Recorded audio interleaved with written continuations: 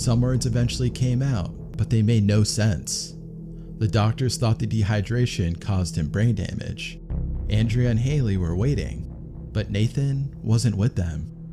No one had to ask. Adrian's face told them everything. His body had slipped beneath the surface sometime during the second night. Adrian had held him for hours, but when he woke, the rope he had tied around him was slack. In the days that followed, Sea Gypsy Resort offered no apology, no answers, no accountability. Instead, they told Andrea to pay for the boat that had rescued Adrian. It cost $8,000. The resort suggested that she could submit the receipt to Shell Oil Company, Adrian's employer, for reimbursement. They didn't ask how Nathan died. They didn't ask what went wrong. They just asked Andrea for the room keys. Eventually, Adrian and Andrea filed a lawsuit. It wasn't about the money for them. It was about the truth, about making sure this couldn't happen again. The lawsuit named Sea Gypsy resort manager Richard Wills, the boat captain Camille Ben Kassim, and instructor Christine Grote. Bro, the level just...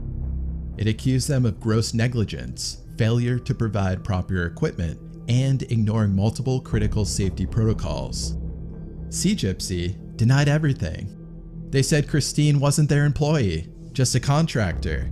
They said she bore all the responsibility for what happened. They used emails signed with the resort's name and address as proof that she wasn't officially theirs. They then blamed Adrian and Nathan.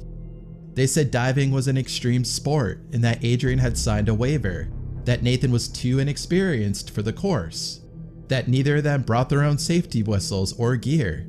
They called it contributory negligence.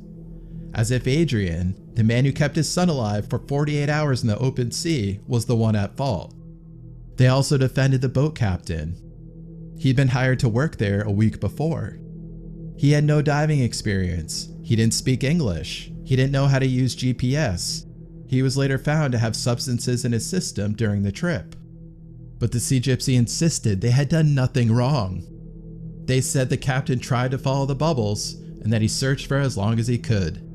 They admitted he lost sight of the divers, but claimed it wasn't his fault.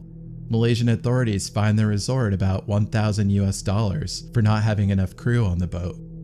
That was the extent of the penalty. Adrian and Andrea were left to pay for their own rescue. The lawsuit laid out the full extent of the resort's failures.